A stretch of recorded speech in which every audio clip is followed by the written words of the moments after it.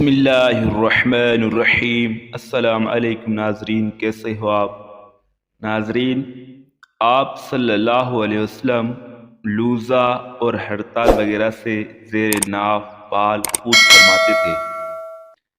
حضرت انس رضی اللہ تعالی عنہ فرماتے ہیں کہ آپ صلی اللہ علیہ وسلم ہڑتال وغیرہ کا استعمال نہ فرماتے، بال جب بھی بڑھتے تو مونڈتے۔ امام بحقی رحمۃ اللہ علیہ تعالیٰ نے بیان کیا ہے کہ آپ زیر ناف بال اکثر موڑتے حلق فرماتے تھے اور کبھی ہڑتال وغیرہ سے بھی دور فرماتے تھے۔ حافظ نے فتح میں لکھا ہے کہ نسبت مرد اور عورت کی حق میں ہے، حق میں یہ ہے کہ استرا وغیرہ سے صاف کرے۔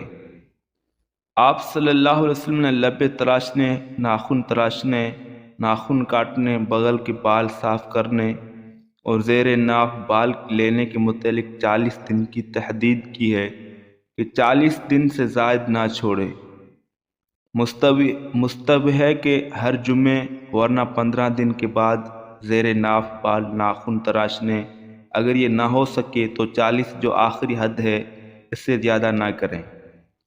پیشاب گاہ اور پائخانے کے مقام دونوں کا دور کرنا مستحب ہے۔ مردوں اور عورتوں کی پیشاب گاہ کے اوپر حصے کے بال بھی شامل ہیں۔ زیر ناف بال سے مراد مرد عورت کی پیشاب گاہ کے ارد گرد جو بال بلوغ کے بعد اگتے ہیں وہ مراد ہیں۔ کینچی سے بھی دور کرنا درست ہے۔ سنت کا ثواب حلق منڈانے سے ہوگا۔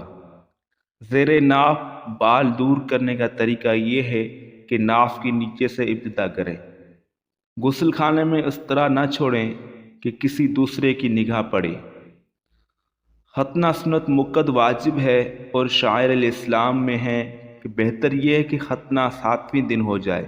بغل کے بال دائیں طرف کے اول منڈانا سنت ہے، پھر اسی طرح بائیں ہاتھ سے دائیں کا اگر بائیں سے نہ لے سکے۔